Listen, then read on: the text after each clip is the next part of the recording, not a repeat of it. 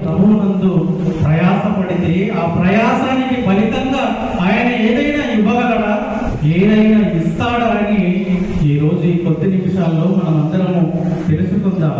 అనగా ప్రభువునందు ప్రయాసపడితే వచ్చే ఫలితం ఏంటి లేదా లాభం ఏమి అన్న విషయాన్ని గురించి మనమందరం ఈరోజు తెలుసుకుందాం. చూడండి, ప్రసంగి గ్రంథము 1వ అధ్యాయం, ప్రసంగి గ్రంథము 1వ అధ్యాయము 2వ వచనం. వ్యర్థము వ్యర్థమని ప్రసంగి చెబుతున్నాడు, వ్యర్థము వ్యర్థము, సమస్తము వ్యర్థమే. 3వ వచనం చూడండి. సూర్యుడి కింద నరులు పడుచుండు పాటు అంతటి వలన వానికి కలుగుచున్న లాభమేమి? ఏడి భక్తుడైన ప్రసంగి గారు అంటున్న మాట అండి. ఏమంటున్నాడు? వ్యర్థము వ్యర్థము, సమస్తము వ్యర్థమేంటున్నాడు. అంటే ఈ భూమి మీద ఉన్న ప్రతిదీ వ్యర్థమేంటున్నాడు. మనం ఏదైతే వ్యర్థమని ప్రసంగి గారు అంటున్నారో అదే మనము గొప్పదని ఈరోజు ఊహించుకొని వాటిని సాధించడానికి ఈరోజు ఉన్న జీవిత కాలాన్ని అంతా ఖర్చు పెడుతున్నాం. దేవుడిచ్చిన జీవిత కాలానంతా ఈ శరీర సంబంధమైన పనుల కోసం, ఈ శరీరంలో పుడుతున్న కోరికల కోసం, వాటిని సంపాదించడానికి ఉన్న జీవిత కాలానంతా మనము కష్టపడుతున్నాము. కానీ భక్తుడైన ప్రసంగి గారు ఏమంటున్నాడంటే ఈ భూమి మీద ఉన్న సమస్తము వ్యర్థమేంటున్నాడు. ఏదైతే నువ్వు గొప్పదని డబ్బులు అనుకుంటున్నావో, ఏదైతే గొప్పదని నీ ఆస్తులు అనుకుంటున్నావో, లేదా సంపాదన అనుకుంటున్నావో, బంగారం అనుకుంటున్నావో, మేడలు మిద్దలు ఏవైతే నువ్వు గొప్పవి అనుకుంటున్నావో, ఈ లోకమే గొప్పదని ఈరోజు మనం అందరం కూడా అనుకుంటున్నాం. ఈ లోకము తప్ప మరో లోకము లేదన్న ధ్యాసలో ఈరోజు అందరము బతుకుతున్నాం. మరణం అన్నది అందరికీ ఉన్నదన్న సంగతి ఏ ఒక్కరికి తెలియదంటారా? ఇక్కడ మరణం అన్నది ఉన్నదని అందరికీ తెలుసు. ఏదో ఒక రోజు మరణిస్తామన్న సంగతి ఇక్కడ ఉన్న మనందరికీ కూడా తెలుసు. అయినను ఏదో ఒక రోజు మరణించాలి, ఈ లోకాన్ని విడిచిపెట్టి వెళ్ళాలని, ఈ లోకము శాశ్వతము కాదన్నది కూడా మనందరికీ తెలుసు. అయినను ఈ భూమి మీద ఇది నాది, అది నాది, అది కావాలి, ఇది కావాలి అని ఉన్న జీవిత కాలనంతా ఈ శరీర సంబంధమైన విషయాల కోసమే మనం అందరం ఖర్చు పెడుతున్నాం. కానీ ప్రసంగి గారు ఏమంటున్నారంటే వ్యర్థము వ్యర్థము, ఈ భూమి మీద ఉన్న ప్రతిదీ సమస్తము వ్యర్థమే అంటున్నాడు. ఇంకొక మాట ఏమంటున్నాడు? సూర్యుని కింద నరులు పాడుచుండు పాటు అంతటి వలన వారికి కలుగుతున్న లాభమేమి అంటున్నాడు. సూర్యుని క్రింద ఉన్నది ఎవరు? మనమే కదా, మనుషులమే కదా. మనము పడుతున్న పాటంతటి వలన కలుగుతున్న లాభమేమి అంటున్నాడు. అంటే లాభం లేదంటారా? భూమిలో ఉన్న రైతులు విత్తనాలు తీసుకొని పొలాల్లో విత్తుతారు. అలా విత్తిన తర్వాత వర్షం పడిన తర్వాత ఆ విత్తనాలు మొలకెత్తుతాయి. మొలకెత్తి చిన్న మొక్కగా నుండి మొదలుకొని పంట కాసేంత వరకు దాన్ని ఎలా చూసుకుంటాము? భద్రంగా చూసుకుంటాము. విత్తనం వేసినప్పటి నుండి ఆ విత్తనం ద్వారా మొక్క వచ్చే ఆ మొక్క నుంచి ఒక చెట్టు ఏర్పడి ఆ చెట్టు నుండి ఫలాలు వచ్చేదాకా మనం ఎలా చూసుకుంటాము అంటే గర్భాన్ని పుట్టిన పిల్లవరే చూసుకుంటాము కదా.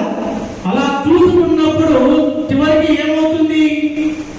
పంట వస్తుంది. అలా పంట వచ్చిన తర్వాత ఆ పంటనంతా మనం ఏం చేస్తాము? తీసుకుంటాము. తీసుకొని ఒక చోట సమకూర్చుకొని ఒక రోజు మార్కెట్కి వెళ్ళి అమ్ముతాము. అలా అమ్మిన తర్వాత మనకి ఏమొస్తుంది? ప్రతిఫలంగా డబ్బు వస్తుంది కదా. ఒకవేళ పత్తి ఓరో లేదా ఇక్కడ ఏది చేస్తే ఆ పంట మనం అమ్మినప్పుడు మనకి ఏమొస్తుంది? ధనం వస్తుంది, డబ్బు వస్తుంది. ఆ డబ్బుతో మనకు అవసరమైనటువంటివి మనం సమకూర్చుకుంటున్నాం కదా. ఒక ఇల్లు లేకపోతే ఇల్లు కట్టుకుంటున్నాం, లేదా కుటుంబంలో ఎవరికైనా ఏదైనా అవసరం ఉందా వాటిని మనము ఆ డబ్బుతో తీసుకుంటున్నాం. లేదా ఇంకా ఎక్కువగా ఒకవేళ ఆశ ఉంటే బంగారు కావాలనుకుంటే బంగారం చేయించుకుంటాం కదా. అంటే ఈ భూమి మీద శ్రమ పడితే, కష్టపడితే దానివల్ల లాభం లేదని ప్రసంగి గారు అంటున్నారు. కానీ మనము చేసినటువంటి పంట విషయంలో కానీ, లేదా రోజువారి కూలికి వెళ్తాం, అలా కూలికి వెళ్ళినప్పుడు ప్రతిరోజు మనకి డబ్బు వస్తుంది కదా. ప్రతిరోజు 300 అలా పోగంతా జమ చేసుకొని మనం ఏం చేస్తాము, మన అవసరాలను తీర్చుకుంటాం. మన అవసరాలను తీర్చుకుంటాం అంటే వచ్చిన డబ్బుతో మన అవసరాలను తీర్చుకుంటున్నాం. అంటే మనము శ్రమపడిన దానికి ప్రతిఫలంగా డబ్బు వస్తుంది. ఆ డబ్బుతో మనము మన అవసరాలు తీర్చుకుంటున్నాం. అంటే దీనివల్ల లాభం ఉందా లేదా? మనము శ్రమపడిన దాని వల్ల డబ్బు వస్తుంది. ఆ డబ్బుతో మన అవసరాలను మనము తీర్చుకుంటున్నాం. అలాంటప్పుడు మన అవసరాలు తీరుస్తున్నాయి కాబట్టి దానివల్ల మనకు లాభం ఉందా? లాభం ఉన్నట్లుగా మనకందరికీ కనబడుతుంది. కానీ భక్తుడైన ప్రసంగి గారు ఏమంటున్నారంటే, సూర్యుని కింద నరుడు పడుచుండు పాటు అంతటి వలన వానికి కలుగు ప్రయోజనమేమి, ఏమిటి వానికి కలుగు లాభమేమి అంటున్నాడు. ఏమిటి అదొక మాట చూడండి. అదే ప్రసంగి గ్రంథం 2వ అధ్యాయం 22వ వచనం.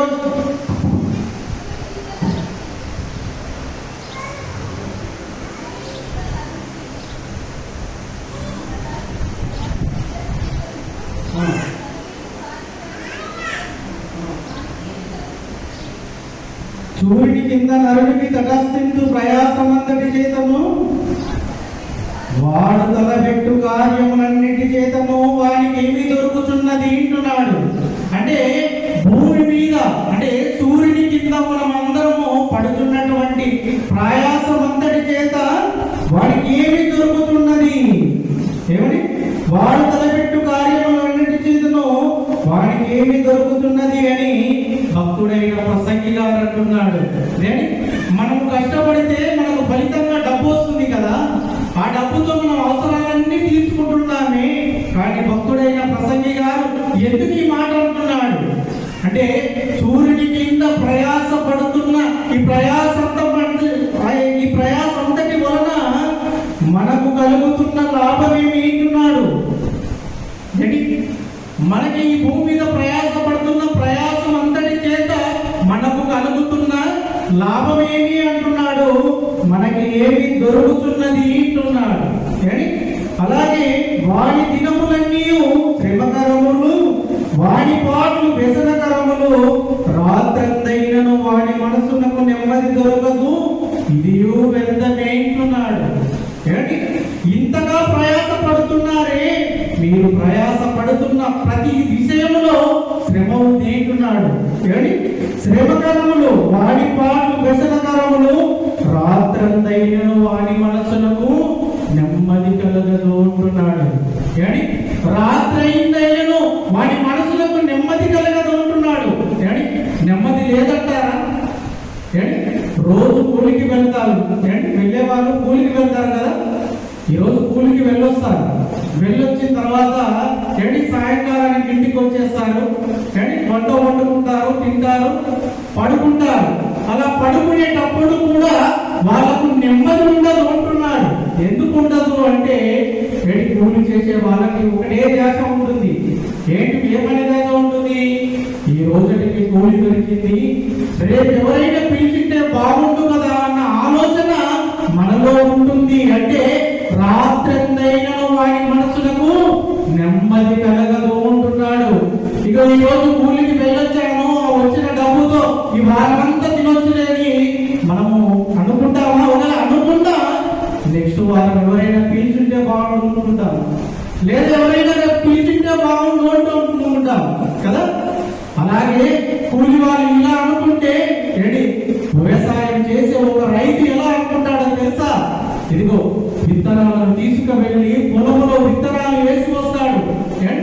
అలా వేసి వచ్చిన తర్వాత రాత్రి సుఖంగా పడుకుంటాడా అంటే పడుకోడు. ఎందుకు? 1000 రూపాయలు ఖర్చు పెట్టి విత్తనాలను కొనుక్కొని ఒట్టి మట్టిలో పెట్టి వచ్చి ఉంటాడు కనుక నిద్రపోడు. ఏం చూస్తాడు? ఆకాశం వైపు చూసుకుంటూ పడుకొని ఆకాశం వైపు చూసుకుంటూ ఉంటాడు. ఎందుకు?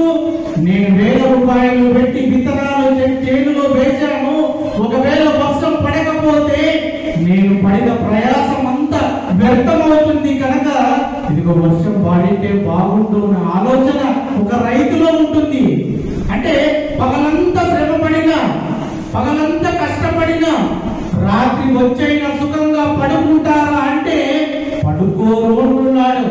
ఎందుకో తెలుసా? ఒక రైతు వర్షం పడితే బాగుండు అని ఆలోచిస్తున్నాడు కదా. ఒక కూలికి వెళ్ళే ఒక వ్యక్తి మరుసటి దినాన కూలి ఎవరైనా పిలిచింటే బాగుండు అని ఆలోచిస్తుంది, ఆ మదన పడుతుంది అని భక్తుడైన ప్రసంగి గారు అంటున్నాడు. అందుకే రాత్రందైనను వారి మనసునకు నెమ్మది కలగదు, ఇది వ్యర్థమే అంటున్నాడు. కానీ ఇది కూడా వ్యర్థమే అంటున్నాడు. అలాగే ప్రసంగి గ్రంథము 2వ అధ్యాయం 11వ వచనం చూడండి. అప్పుడు నేను చేసిన పనులన్నీ వాటి కొరకై నేను పడిన ప్రయాసమంతయు నేను నిదానించి వివేచింపగా అవన్నీ వ్యర్థమైనవిగాను ఒకడు గాలికి ప్రయాసపడినట్టుగాను ఒకపడెను. సూర్యుని కింద లాభకరమైనది ఏదియు లేనట్టు నాకు కనబడెను.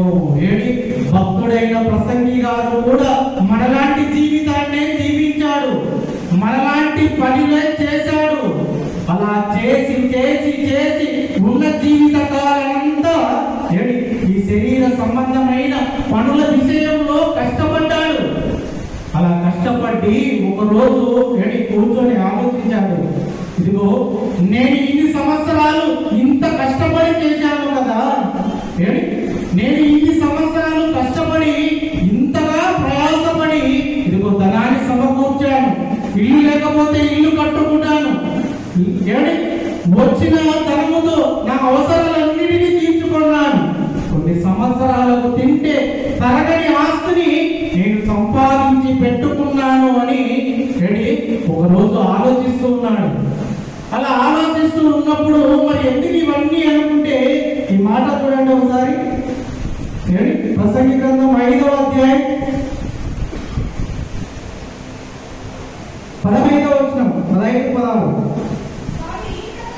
వాడు ఏ ప్రకారముగా తల్లి గర్భము నుండి వచ్చెనో ఆ ప్రకారముగానే తాను వచ్చినట్లే దిగంబరిగా మరలా పోవును. తాను ప్రయాసపడి చేసుకున్న దానిలో ఏదైనా చేత పట్టుకొని పోడు, అతడు వచ్చిన ప్రకారముగానే మరలా పోవును. భక్తుడైన ప్రసంగి గారు వ్యర్థము వ్యర్థమే సమస్తము వ్యర్థమని ఎందుకన్నాడంటే ఈ భూమి మీద ఈ జీవితం ఉన్నంత కాలం అనేక రకాలుగా కష్టపడి అనేక రకాలుగా సంపాదిస్తూ ఉంటాము.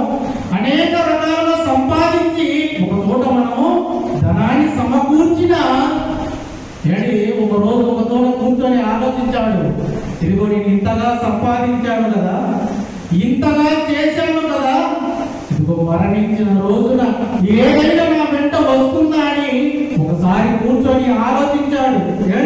అలా ఆలోచించి ఏమనుకుంటున్నాడు, వాడు ఏ ప్రకారముగా తల్లి గర్భము నుండి వచ్చెనో ఆ ప్రకారముగానే తాను వచ్చినట్లే దిగంబరిగా మరలా పోవును. భక్తుడైన ప్రసంగి గారు ఆలోచించిన ఆలోచన ఏంటో తెలుసా? నేను తల్లి గర్భములో నుండి ఈ భూమి మీదకు వచ్చినప్పుడు ఏ ఆస్తితో రాలేదు, ఏ బంగారంతో రాలేదు, ఏ డబ్బుతో రాలేదు, ఏ ఆస్తి పాస్తులతో నేను రాలేదు. ఎలా వచ్చానో తెలుసా? కట్టు బట్ట లేకుండా దిగంబరిగా ఈ లోకానికి వచ్చాను. తల్లి గర్భములో నుండి బిడ్డ పుట్టినప్పుడు ఏదైనా తీసుకొని వస్తుందా? ఏదైనా తీసుకొని వస్తుందా? ఎలా వస్తున్నాడు? ఒంటరిగా వస్తాడు. కట్టు బట్ట లేనట్టుగా ఎలాగైతే వస్తాడో అలాగే మరణించిన రోజున నేను ఎలా వెళ్తానో తెలుసా? నేను సంపాదించుకున్న ధనాన్ని నా ఎంట తీసుకపోను, నేను సంపాదించుకున్న నా బంగారం నా ఎంట రాదు, నేను కట్టుకున్న నా ఇల్లు నా ఎంపడ రాదు, ఆఖరికి నేను కట్టుకున్న నా భార్య పిల్లలు కూడా నా వెంట రారు. నేను ఎలా వెళ్ళాలి తెలుసా? పుట్టినప్పుడు ఎలా అయితే వచ్చానో మరణించినప్పుడు కూడా అలాగే వెళ్ళాలి. ఎలాగా? ఒంటరిగా దిగంబరిగా వెళ్ళాలి. మహా అయితే ఒక కొత్త వస్త్రాన్ని తీసుకొని వచ్చి కట్టి ఇక చుట్టి మాది పెద్దదం పాండి అంటారే తప్ప ఇదిగో ఆయన ప్రతికున్నంత జీవిత కాలం అంతా సంపాదించి ఇదిగో ఇంట్లో ధనము కొల్లులుగా పెట్టాడు, ధనాన్ని కూర్చిపెట్టాడు. ఇదిగో ఆయన ధనాన్ని కూడా తీసుకెళ్లి ఆయన గోతిలో వేద్దామని ఎవరైనా అంటారా? ఎవరైనా అంటారా? ఎవ్వరు కూడా అనరు. పైగా చనిపోయిన వ్యక్తి పైన ఏదైనా బంగారం ఉందంటే తీస్తారా అని అడుగుతారు. బంగారం తీస్తారా అని ఒకరి నుంచి అడుగుతూ ఉంటారు. అంటే నీవు సంపాదించిన ఏది కూడా నీ వెంట రాదు అని భక్తుడైన ప్రసంగి గారు అంటున్నారు. ఆలోచించాడు, కష్టపడ్డాడు, శ్రమ పడ్డాడు, సంపాదించాడు. ఒకరోజు కూర్చొని ఆలోచించాడు. ఆలోచిస్తే ఇదిగో నేను ఇంతగా సంపాదించానే, కానీ మరణించిన రోజున ఏది కూడా నా వెంట రాదు కదా. దీన్ని చూసుకొని నేను మురిసిపోయింది, దీనికోసమా నేను కష్టపడింది, వీటి కోసమా ఉన్న జీవిత కాలానంతా ఈ శరీర సంబంధమైన వాటి కోసం నేను కష్టపడ్డానని ఆలోచించాడు.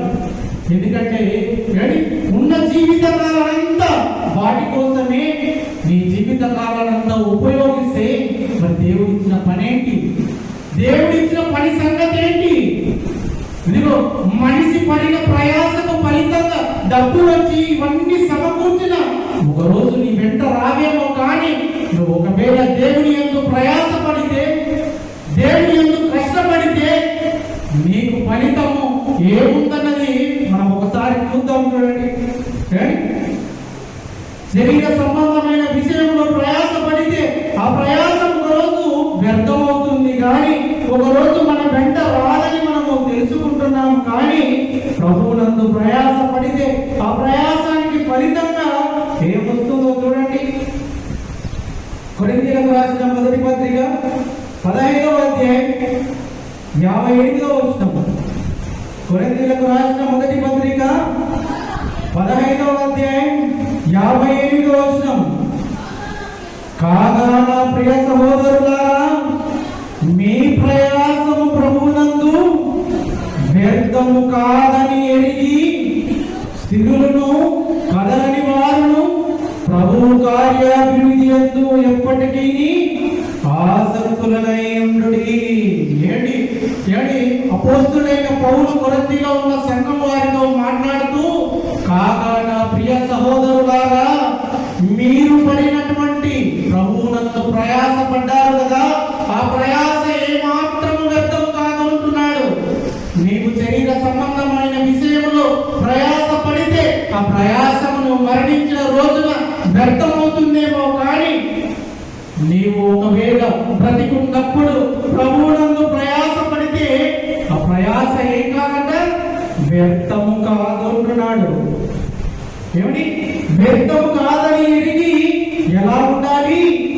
ఎప్పటి స్థిరులను కదలని వారును ప్రభు కార్యాభివృద్ధి యందు ఎప్పటికీ ఆసక్తులనై ఉండుడి. ఇదిగో ఒకవేళ నువ్వు ప్రభువునందు ప్రయాసపడితే ఆ ప్రయాస వ్యర్థం కాదు, నీకు ఒక రోజు ప్రతిఫలం వస్తుంది. ఆ ప్రతిఫలం వచ్చేంత వరకు నువ్వు ఎలా ఉండాలి? స్థిరంగా ఉండాలి. నీ విశ్వాస జీవితంలో కదలని వారుగా ఉండాలి. నీ విశ్వాస విషయంలో, నీ విశ్వాస జీవిత విషయంలో నువ్వు ఎలా ఉండాలో తెలుసా? మరలా లోకం వైపు చూసేవారుగా ఉండకూడదు. నువ్వు ఎలా ఉండాలి? ఒకసారి బాప్తిజం తీసుకొని దేవుని రాజ్యంలోనికి వచ్చిన తర్వాత మరలా లోకం వైపు చూడకూడదు. స్థిరంగా బ్రతకాలి. విశ్వాస జీవిత విషయంలో స్థిరంగాను కదలని వారుగాను ప్రభు కార్యాభివృద్ధి యందు ఎప్పటికీ ఆసక్తులై ఉండాలి. ప్రభు పని విషయంలో కానీ, వాక్యము తెలుసుకునే విషయంలో కానీ, వాక్యం వినడంలో కానీ నువ్వు ఎలా ఉండాలి అంట? ఎప్పటికీ ఆసక్తితో ఉండాలి. ఎక్కడ దేవి మాటలు వినబడితే అక్కడికి వెళ్ళాలి. నువ్వు వెళ్ళి తెలుసుకోవాలి. అంటే ఆ మాటలను తెలుసుకోవడంలో నువ్వు ప్రయాసం ఉండాలి, ప్రయాస పడాలి. ఆ ప్రయాస వ్యర్థం కాదు అంటున్నాడు.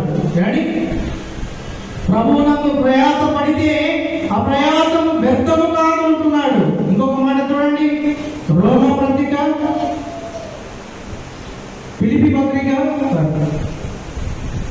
ఫిలిప్పీయులకు రాసిన పత్రిక 4వ అధ్యాయం 3వ వచనం.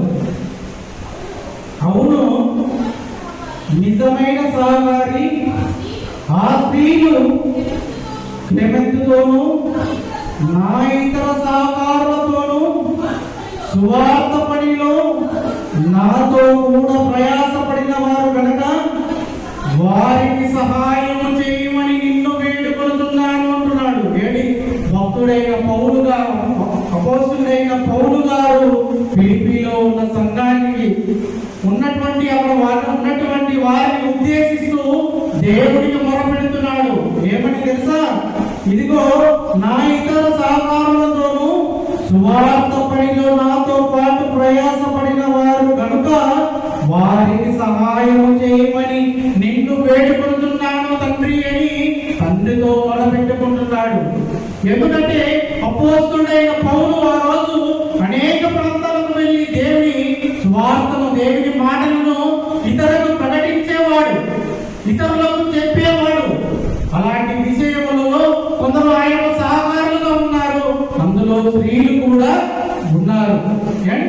అలా స్త్రీలు కూడా ఉన్నారు, ఆయనతో పాటు సువార్త పనిలో సహకారులుగా ఉన్నారు. అంటే సువార్త పని చేసి అలసిపోయి వచ్చిన అపోస్తుడైన పౌలుకు వారందరూ ఆకలైతే అన్నం పెట్టిండవచ్చు, లేదా ఇప్పటి వల్లే అప్పుడు స్కూటర్లు కానీ ఇవన్నీ ఏమీ లేవు. కాలినడక ద్వారా వెళ్ళాలి.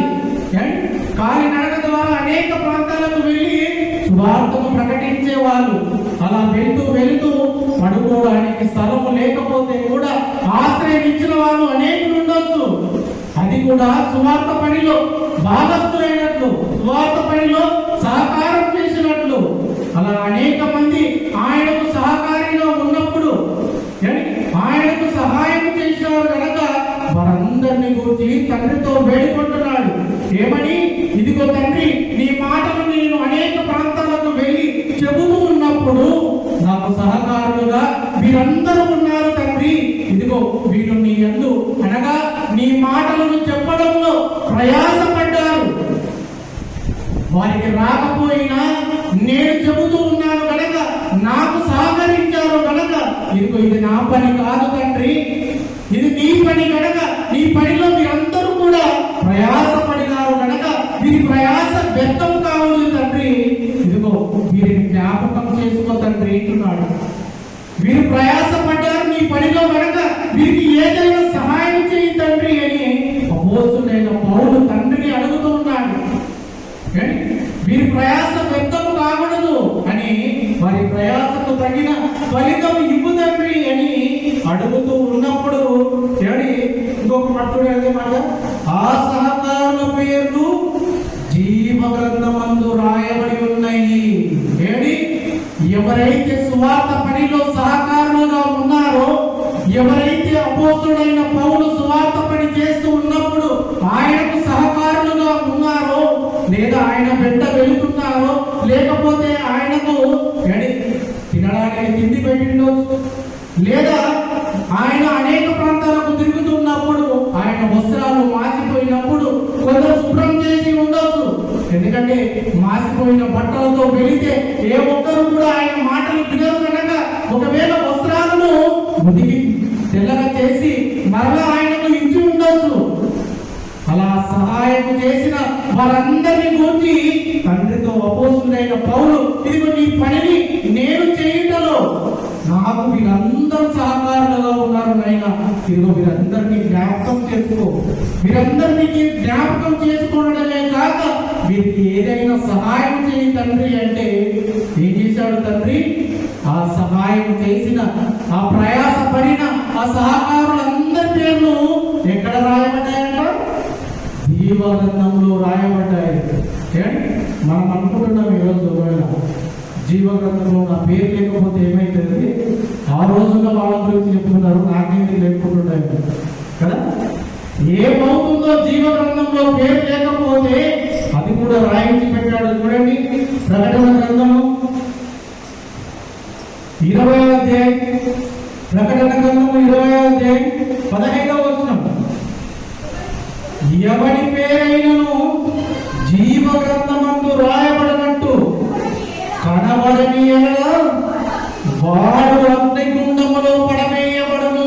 జీవ గ్రంథంలో నా పేరు లేకపోతే ఏమవుతుంది లేనుకుంటున్నామేమో. అలా ఒకవేళ ఎవరైనా ఆలోచిస్తూ ఉంటే ఆ ఆలోచిస్తున్న వారికి దేవుడు రాయించిన మాట ఏంటో తెలుసా? ఎవరి పేరైనను జీవ గ్రంథంలో రాయబడకపోతే వాడు ఎక్కడికి వెళ్తాడంట? పరలోకానికి వెళ్తాడా? అగ్నిగుండములోకి అనగా పాతాళములోనికి వెళతాడు. ఎవరి పేరైతే జీవ గ్రంథములో ఆయన గ్రంథములో లేకపోతే వాళ్ళందరూ కూడా ఎక్కడికి వెళ్తారంట? పాతాళానికి వెళ్తారు. నీవు ఈ భూమి మీద బ్రతికున్నంత కాలం ఈ శరీర సంబంధమైన విషయాలకు నువ్వు ప్రయాసపడితే ఆ ప్రయాసం అన్న నీవు మరణించిన రోజున వ్యర్థమవుతుందేమో. కానీ ఒకవేళ నువ్వు ప్రభువునందు ప్రయాసపడితే, ఆయన మాటల విషయంలో నువ్వు ప్రయాసపడితే, ఆయన మాటలను వినడంలో నువ్వు ప్రయాసపడినా, ఆయన మాటలను నువ్వు ఇతరులకు చెప్పడంలో నువ్వు ప్రయాసపడినా ఆ ప్రయాస ఎప్పటికీ వ్యర్థము కాదు. చివరకు నువ్వు మరణించినా నీ ప్రయాస వ్యర్థము కాదు. అది ఆయన యందు భద్రంగా దాచబడి ఉంటుంది. ఏది? ఆయన యందు నువ్వు ప్రయాసపడిన నీ ప్రయాసము తండ్రి దగ్గర భద్రంగా దాచబడి ఉంటుంది. ఒకవేళ నీవు ఈ శరీర సంబంధంగా ఈ లోక సంబంధంగా నువ్వు ప్రయాసపడితే ఆ ప్రయాసం అంతా ఒకరోజు నాశనం అయిపోవచ్చు. నువ్వు ప్రయాసపడి ధనము సంపాదించిన దొంగలు వచ్చి ఎత్తుకెళ్ళవచ్చు. కానీ నీవు దేవుని మాటలు వినడంలో ప్రయాసపడితే, విన్న మాటలను నీ హృదయంలో భద్రపరుచుకుంటే దొంగలు కాదు కదా ఎవరు వచ్చి నీ లోపల ఉన్న దేవుని మాటలను దొంగిలించలేరు, ఎత్తుకెళ్ళలేరు. అవి ఎలా ఉంటాయి? స్థిరంగా ఉంటాయి. అంటే ఈ లోక సంబంధమైన విషయంలో నువ్వు ప్రయాసపడిన ఆ ప్రయాసం వ్యర్థమవుతుందేమో. కానీ ప్రభువు నందు ప్రయాసపడితే ఆ ప్రయాసం ఎప్పటికీ వ్యర్థము కాదు. అలా వ్యర్థము కాకుండా నువ్వు పడిన ఆ ప్రయాసకు ఫలితంగా ఆయన ఏం చేస్తాడో తెలుసా? జీవ గ్రంథంలో నీ పేరు రాస్తాడు. అలా జీవ గ్రంథంలో నీ పేరు రాస్తే నువ్వు ఎక్కడికి అర్హురాలవుతావో తెలుసా? నువ్వు ఎక్కడికి అర్హుడవైతావో తెలుసా? పరలోకానికి నువ్వు అర్హుడవైతావు. పరలోకానికి నువ్వు అర్హురాలవైతావు. ఒకవేళ జీవ గ్రంథంలో మీ పేరు కనుక లేకపోతే పాతాళానికి వెళ్ళవలసి ఉంటుంది. నిత్యాగ్ని దండలోనికి వెళ్ళవలసి ఉంటుంది. అక్కడ కలకాలము ఏడుపుడు పండ్లు వరకు ఆ మంటల్లో కాలుతూ ఉండాలి. ఇక ఏ రోజు కూడా సుఖము ఉండదు, ఏ రోజు కూడా బాధ తీరదు. ఈ భూమి మీద వచ్చే కష్టాలన్నా కొద్ది కాలం ఉంటాయి, తర్వాత వెళ్ళిపోతాయేమో. కానీ మరణించిన తర్వాత ఒకసారి నువ్వు పాతాళానికి వెళ్ళిన తర్వాత ఇక మారుతాను తండ్రి, ఒక అవకాశం మీదైనా ఇదిగో భూమి మీదకు వెళ్ళి నేను అందరికంటే భూమి మీద ఎవ్వరు కూడా మీలాగా బ్రతకని విధంగా నేను బ్రతికి చూపిస్తానని నువ్వు ఎన్ని వేడుకున్నా మరలా అవకాశం ఉండదు. నువ్వు బ్రతికున్నప్పుడే నీ జీవితాన్ని సరిదిద్దుకోవాలి. నువ్వు మరణించిన తర్వాత దుర్గాసు వార్తలో ధనవంతుడు మాదిరిగా పాతాళానికి వెళ్ళిన తర్వాత ఇదిగో తండ్రి ఇలా ఉంటుందని నాకు ముందే తెలియదు. అనేకులు చెప్పారు, సేవకులు చెప్పారు, సువార్థికులు చెప్పారు. ఇదిగో ఎందరో చెప్పినా ఆ మాటలను నేను పెడచెవిన పెట్టాను. నీ మాటలు నేను వినలేదు. ఇదిగో ఈ రోజు ఈ పాతాళంలో వచ్చి ఇంత వేదన ఉంటుందని నాకు తెలియదు తండ్రి. తెలిసింటే ఆ రోజే మంచిగా బ్రతికేవాడిని. ఒక అవకాశం నైనా అన్న అవకాశం ఇవ్వడు. ఒకసారి పాతాళానికి వెళ్ళాము అంటే ఇక కలకాలం కాలుతూనే ఉండాలి. వంట చేసేటప్పుడు చిన్న నిప్పురవ్వ చేతి మీద పడితే, దేహం మీద పడితే తట్టుకోలేని మానవ శరీరం ఇది. అలాంటిది మంటల్లో కలకాలం కానగలరా? ఒకసారి ఆలోచించు. చిన్న అగ్గిరవ్వకే, చిన్న మంటకే తల్లడిల్లిపోతున్నావే. మరి కలకాలం దేవుడు సిద్ధపరిచిన పాతాళంలో వెళ్ళి కలకాలము కాలుతూ వేదనతో ఆ బాధను, ఆ వర్ణనానికి ఎలా ఉంటుందో ఒకసారి ఊహించుకుంటేనే భయం వేస్తుంది. చిన్ని అగ్గిలో ఒకరు నడిస్తేనే మనం ఆశ్చర్యపోతాం. కానీ అలాంటిది మంటలో కానీ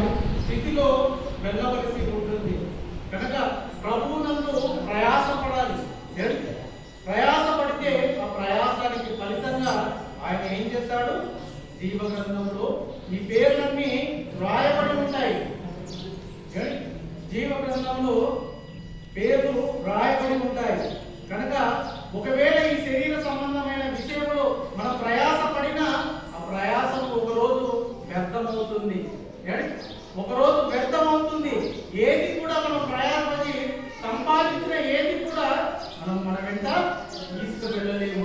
కనుక అనేకులు ఈరోజు ప్రభువునందు ప్రయాసపడితే మాకేమొస్తుంది అనుకుంటున్నారేమో, కానీ ప్రభువునందు ప్రయాసపడితే ఆ ప్రయాసానికి ఫలితంగా ఏమి జీవ గ్రంథంలో పేర్లు రాయబడతాయి. అలా రాయబడితేనే మీరు పరలోకానికి అర్హులవుతారు. కనుక ఈ మాటలు తెలుసుకున్న మీరు ప్రభువునందు ప్రయాసపడితే ఆ ప్రయాసకు ఫలితం ఉంటుంది. కనుక ఇహలోక సంబంధమైన విషయంలో ఉన్న జీవితకాలనంతా ఒకవేళ ఖర్చు చేసి ఉన్న జీవితకాలనంతా ఒకవేళ ఉపయోగించి మరణిస్తే గడి పాతాళానికి వెళ్ళవలసి ఉంటుంది. కనుక బ్రతికున్నంత జీవితకాలంలో దేవుడు ఏ పనినైతే ఈ భూమి మీద మనకు అప్పగించాడో ఆ పనిని పూర్తి చేసుకొని ఆయన ఉన్న లోకానికి మనమందరం వెళ్ళేవారుగా ఉండాలి. అంటే ఈ లోక విషయంలో నువ్వు ప్రయాసపడుతుందేమో కానీ దేవుడి విషయంలో ప్రయాసపడాలి. అలా ప్రయాసపడితే శాశ్వతమైనటువంటి ప్రయోజనం నీకు వస్తుంది.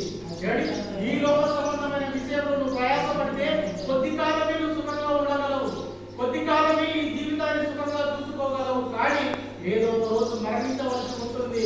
అలా మరణించిన తర్వాత మనం సంపాదించుకున్న ఏది కూడా మన వెంట రాదు. కానీ నీవు ఒకవేళ ప్రభువునందు ప్రయాసపడి నువ్వు కనుక ఆయన ప్రయాసపడి నువ్వు ఒకవేళ ఆయన యందు నువ్వు సంపాదించుకుంటే నీ పేరు జీవగ్రంథంలో రాయబడుతుంది. అలా రాయబడితే నువ్వు పరలోకానికి వెళ్ళడానికి అవకాశం ఉంటుంది. కనుక ప్రభువునందు ప్రయాసపడితే వచ్చే లాభం ఏమిటి అంటే జీవగ్రంథంలో పేర్లన్నీ కూడా రాయబడి ఉంటాయి. అలా రాయబడితే మనమందరం కూడా ఎక్కడికి వెళ్తాము? పరలోకానికి వెళ్తాము. ఒకవేళ జీవగ్రంథంలో మన పేర్లు కనుక లేకపోతే మనమందరం ఎక్కడికి వెళ్తామంట? పాతాళానికి వెళ్తాము. కాబట్టి మరి ఏ స్థితిలో మీరు ఉన్నారో ఒకసారి ఆలోచించండి. ప్రభువునందు ప్రయాసపడుతున్నారు. ప్రభువు యొక్క విషయంలో ఈ ప్రయాస ఎలా ఉంది? దేవుని మాటలను తెలుసుకోవడంలో ఈ ప్రయాస ఎలా ఉంది? ఊరికి ఆదివారం వస్తున్నాము వెళ్తున్నాము అనే స్థితిలో ఉన్నారా?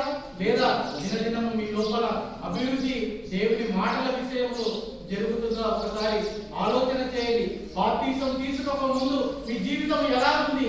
బాప్తిసం తీసుకున్న తర్వాత మీ జీవితం ఎలా ఉంది? బాప్తిసం తీసుకున్నప్పటి నుండి వారం మీ లోపల ఏదైనా అభివృద్ధి చెందుతుందా? లేదా బాప్తిసం తీసుకున్నా కూడా మునుపటి జీవితం వలె మీ జీవితాలు ఉన్నాయా? ఒకసారి ఆలోచన చేసుకోండి. ఎందుకంటే బ్రతికుండగానే మారడానికి అవకాశం ఉంది. బ్రతికుండగానే మన పాపాలను క్షమించుకోవడానికి అవకాశం ఉంది. బ్రతికుండగానే ఏదైనా ఆయన యందు మనము క్షమాపణ కోరుకోవడానికి, మన జీవితాన్ని సరిదిద్దుకోవడానికి అవకాశం ఉంది తప్ప మరణించి వెళ్ళిన తర్వాత ఇదిగో తండ్రి ఇలా ఉంటుందని నాకు తెలియదు తండ్రి, ఒక అవకాశం తండ్రి భూమి మీదకి వెళ్ళి మరలా నేను బ్రతికి గొప్పగా బ్రతికి నువ్వు ఉన్న లోకానికి వస్తానని ఎన్ని మాటలు చెప్పినా వినడు. అందుకనే మనుష్య కుమారునికి ఈ భూమి మీద మాత్రమే పాపాలు క్షమించే అధికారం ఉంది. కానీ ఒకసారి మరణించి వచ్చిన తర్వాత ఏది కూడా అవకాశం లేదు. అప్పుడు మీరు ఎన్ని ఏడుపులు చేసినా, ఎన్ని మాటలు చెప్పినా దేవుడు ఈ మాటలను లెక్క చేయడు. భూమి మీద బ్రతికున్నంత వరకే నువ్వు ఏం వేడుకున్నా ఆయన నీ వేడుకను బట్టి, నీ ప్రవర్తనను బట్టి, నీ జీవితాన్ని బట్టి నీకు సహాయం చేయగలిగితే ఆ సహాయం చేస్తాడేమో. కానీ మరణించిన తర్వాత ఒకసారి పాతాళానికి వెళ్ళిన తర్వాత ఇక ఏ మాత్రం ఇది ఎలాంటి అవకాశం ఉండదు. కనుక భూమి మీదనే అట్టి అవకాశం మనకు ఉంది. కనుక మన జీవితం ఎలాగుందో ఒకసారి ఆలోచన చేసుకోండి. ఒకసారి మీ జీవితాన్ని మీరే ఒకసారి చూసుకోండి. ఒకవేళ ఆయన యందు మనం భయభక్తులు కలిగి బ్రతకపోతే, ఆయన మాటలను మనం తెలుసుకోకపోతే, ఆయన మాటలు తెలుసుకున్న ఆ మాటల ప్రకారంగా మన జీవితం లేకపోతే మీరందరూ కూడా ఒకసారి ఆ జీవితాన్ని సరిచేసుకోండి. ఆయన మాటల ప్రకారంగా మీరు బ్రతకాలి. అలా బ్రతికితేనే పరలోకానికి వెళ్ళడానికి అవకాశం ఉంటుంది తప్ప ఈ భూమి మీద మీ ఇష్టానుసారంగా బ్రతికితే మాత్రము ఆయనతో పరలోకానికి మీరు వెళ్ళడానికి అవకాశం ఉండదు. మనం ఒకటి కూలికి వెళ్తాము. వెళ్ళినప్పుడు ఆ చేను మన యొక్క చేను దగ్గరికి వెళ్ళి ఒక చెట్టు చూసుకొని చెట్టు కింద కూర్చొని తీసుకుపోయిన సర్ది మధ్యాహ్నం తిరిగి పని చేయకుండా సాయంత్రం ఆయన ఇంటి దగ్గరికి వెళ్ళి కూలి ఇవ్వమంటే ఇస్తాడా? ఒక కూలికి పోయినాం. కూలికి పోయిన తర్వాత మనం ఆ కూలికి ఏ కూలికి వెళ్ళామో ఆ పని చేయాలి చేయమైన తర్వాత. కానీ ఆ పని చేయకుండా ఆడ చెట్టు ఆడ చెట్టు కింద కూర్చొని ఏడి మధ్యాహ్నం ఆకలి తీసుకపోయిన సజ్జిని తిని మరలా సాయంత్రానికి కూలలతో పాటు ఇంటికి వచ్చి రేపు పోయి ఆ ఇంటి యజమానికి కూలి వేయాలి ఇస్తాడా? ఏం చేసినావు నా పని నువ్వు ఉంటాడు. నీకు కూలి ఇవ్వాలంటే నాకు నా చేతిలో ఏ పని చేసినా ఉంటాడు. అలాగే పరలోకం ఇవ్వాలంటే దేవుడు ఊరికే ఇస్తాడా? నా పనిని ఏం చేసావు అంటాడు. నేను ఇచ్చిన పని నువ్వు నెరవేర్చావా? నేను ఇచ్చిన పని నువ్వు సంపూర్ణంగా నెరవేర్చావా? అలా నెరవేరిస్తేనే ఆయన పరలోక రాజ్యాన్ని ఇస్తాడు. భూమి మీద ఒక మనిషి ఒక కూలి ఇవ్వలేనప్పుడు, పని చేస్తే కూలి ఇవ్వలేనప్పుడు దేవుడు ఊరికే పరలోకాన్ని ఇస్తాడని ఎలా ఆలోచిస్తున్నారు, ఎలా అనుకుంటున్నారో ఒకసారి ఆలోచన చేసుకోండి. కాబట్టి మన జీవితం ఎలా ఉంది? దేవుని యందు భయభక్తులు కలిగి బ్రతుకుతున్నామా లేదా నామకాంతంగా బ్రతుకుతున్నామా? ఒకసారి ఆలోచన చేసుకోండి. ఒకవేళ మన జీవితాలు బాగలేకపోతే ఈ రోజు నుంచైనా మన జీవితాలను సరిదిద్దుకొని ఆయన యందు భయభక్తులు కలిగి ఆయన విషయంలో ప్రయాసపడితే మనకు పరలోకానికి జీవగ్రంథంలో మన పేర్లు రాయబడతాయి. ఆ జీవగ్రంథంలో పేర్లు రాయబడితే మనం ఆయనతో పాటు పరలోకానికి వెళ్ళి కలకాలం తండ్రితో పాటు ఆనందంగా బ్రతకగలుగుతాము. ఆ లోకానికి పోతే ఇక కష్టం ఉండదు, రోగం ఉండదు, సుఖం ఉండదు, ఆకలి ఉండదు, దాహం ఉండదు, ఏది ఉండదు. ఒక ఆనందం తప్ప ఏది కూడా ఉండదు. అలాంటి లోకానికి వెళతారా? లేదంటే కలకాలము పాతాళానికి వెళ్ళి ఏడుపును రోదన ఏడి ఆ బాధలో కలకాలం మంటతో కాలే ఆ లోకానికి వెళతారా? పరలోకానికి వెళతారా లేదా పాతాళానికి వెళతారా?